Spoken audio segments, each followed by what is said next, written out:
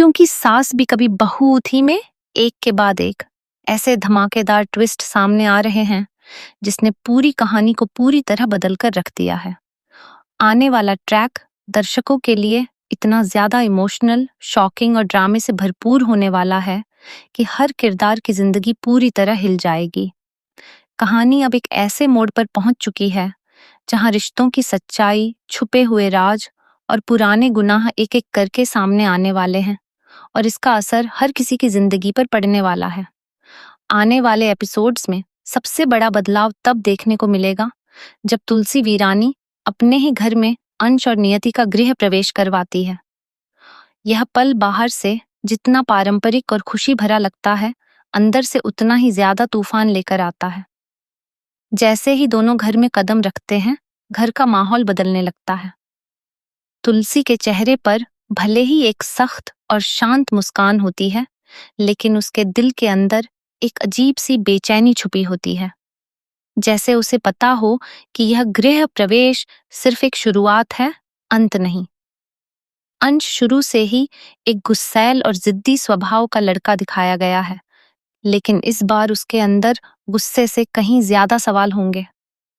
जैसे जैसे वह इस घर में कदम रखता है, उसे अजीब सी कश्मकश महसूस होने लगती है। उसे लगता है कि इस घर से उसका कोई बहुत गहरा रिश्ता है, लेकिन वह समझ नहीं पाता कि आखिर वह रिश्ता क्या है। नियति उसे समझाने की कोशिश करती है कि यह उसका अपना घर है, लेकिन अंश का दिल मानने को तैयार नहीं होता।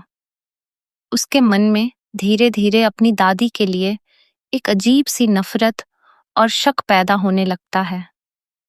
उसे बड़ा झटका तब लगता है जब अंश को यह सच्चाई पता चलती है कि उसके पिता की मौत के पीछे किसी बाहरी दुश्मन का हाथ नहीं, बल्कि उसकी अपनी दादी तुलसी वीरानी का नाम जुड़ा हुआ है।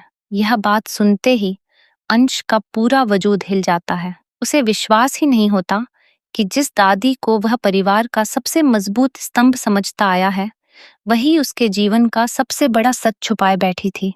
उसके अंदर दर्द, गुस्सा और धोखे की भावना एक साथ उभरने लगती है। वह खुद को संभाल नहीं पाता और बार बार यही सवाल करता है कि आखिर उसे इतने सालों तक इस सच्चाई से दूर क्यों रखा गया। इसी बीच कहानी में करण का बड़ा खुलासा सामने आता है, जो पूरे ट्रैक को पूरी तरह पलट देता है। करण अंश को आमने सामने बैठाकर वह सच बताता है जिसे सुनना किसी के लिए भी आसान नहीं होता। वह साफ कहता है कि अंश का असली पिता वह नहीं है, बल्कि उसका भाई ही अंश का असली पिता था। लेकिन परिस्थितियां ऐसी बनी कि सब कुछ बिखर गया। कर्ण बताता है कि उसके भाई ने अपने वादे पूरे नहीं किए और उसकी मौत के बाद परिवार पूरी तरह टूट गया। कर्ण यह भी खुलासा करता है कि उसकी गाड़ी से ही अंश की मां का एक्सीडेंट हुआ था, जो एक हादसा था, लेकिन उसकी वजह से पूरी जिंदगी बदल गई। वह बताता है कि जब अंश पहली बार अस्पताल में उससे मिला था, तब उसने उसे अपना पिता समझ लिया था। उस समय कर्ण के पास सच बताने की हिम्मत नहीं थी, क्योंकि अंश पहले ही मानसिक और भावनात्मक रूप से बहुत टूट चुका था। उसकी मां की हालत भी ऐसी नहीं थी कि उस समय कोई बड़ा सच सहन कर सके। इसी वजह से कर्ण ने वह सच अपने अंदर दबाकर रखा, जो अब सालों बाद बाहर आ चुका है। इस पूरे खुलासे के बाद रियो की जिंदगी भी पूरी तरह हिल जाती है। वह समझ नहीं पाता कि वह किस सच पर विश्वास करे और किस पर नहीं। उसे अचानक यह एहसास होता है कि उसका परिवार इतने सालों से उसके आसपास मौजूद था, लेकिन वह उनसे पूरी तरह अनजान था। यह सोचकर वह अंदर से टूटने लगता है कि आखिर उसे अपने ही खून से दूर क्यों रखा गया। रियो के सामने एक और बड़ा सच तब आता है जब उसे यह पता चलता है कि जिस औरत ने उसे थप्पड़ मारा था, वह कोई और नहीं बल्कि उसकी अपनी दादी तुलसी वीरानी थी।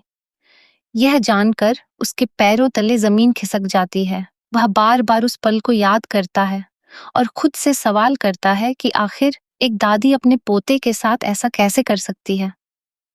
उसके अंदर गुस्सा और दर्द दोनों बढ़ते जाते हैं और वह तुरंत वीरानी हाउस जाने का फैसला करता है।